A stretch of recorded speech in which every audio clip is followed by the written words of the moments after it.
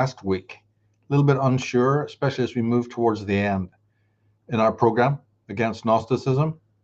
It wasn't quite catching this, and believe you me, I know exactly why. After 40 years of studying it, I know exactly, and I'm so happy that this occurred, because then I can we get a chance to go over a couple of points. It's really based in this very slippery idea that when you how did the person say it? They were okay. They said, I followed your deconstruction most of the way, except when you got to this part, with higher and lowers concept. When you deconstruct that, that it becomes difficult to fathom how there can be then a spiritual force, because we were so entrained, it was so mind programmed to believe in this sort of a primitive duality. And then if you try to take away that form of duality, the mind can't wrap around it. I know exactly where these people were coming from. So I want to look at that again, maybe just for a second, because it's very, very valuable. And if it doesn't click, it can leave you on this sort of a cliff's edge, that you have an instinctual identification with the subject matter. You go, look, I think you've made your point about this Gnostic thing, and you certainly have made the point from the conspiratorial side that there may be a cult loose behind the New Age movement, behind various aspects of religion. I kind of see this, and I do see the Gnostic elements that permeate different paths, east and west. I know I see all of that, got that. It's a big help. But again, if you subtract, if you take away something that we've identified with since children, it becomes very, very difficult to sort of catch the drift of what you put in its place. Now, I don't think these members have seen the last hour or two of my post-human world programs, about 6 or 7 hours long, filmed in Australia live. We need to hook that up. You don't have to watch the whole thing, but just the last hour or two, we go into this, how this deconstruction works. But I'll be glad to talk about it in a second again. But definitely post-human world, filmed in 2011.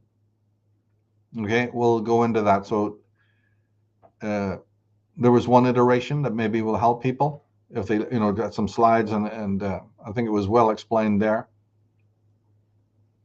Because again, I emphasize that when you talk to people about this, I think that on one level they really see how absolutely impactful this will be for their worldview of how the whole chicanery of priesthood came about, how these manipulating Svengalis operate, how the religions operate, all the things that are permeated with Gnosticism.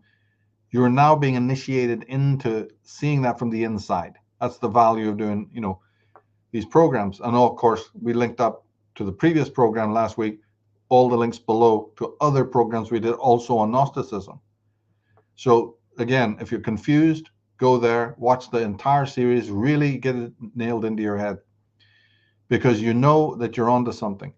But it's, if something at the end, the real hook, hasn't quite been digested, I understand 100%, because I've been through this myself, how irritating that can be, and it hasn't quite snapped in. So we want to look at that, today. Maybe if we can go to the first slide, I made a little summary that'll help. Can you read that, David, please? Those two little bullet points. Yeah. So first point: thinking of the world as ugly and bad makes it ugly and bad. And the other point is, hold on. Yeah, that is a Vernon Howard quote, by the way, which I found absolutely apt. He was a great American philosopher, and it looked like, oh man, when I read that, have you got it?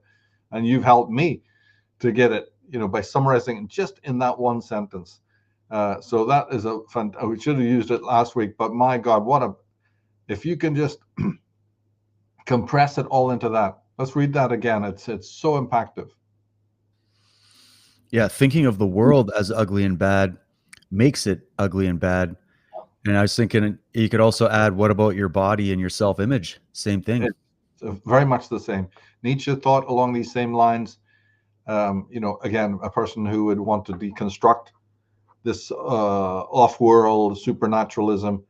But here we have the point he's making so clear in one line that Alvin Boyd Kuhn spent his entire life deconstructing, that no, no, no. It's not that the forms of the world are themselves illusory. When you go up and touch a tree, or a rock or a mountain, like the Eastern people want to tell you, that there's something inherently false or insubstantial about matter.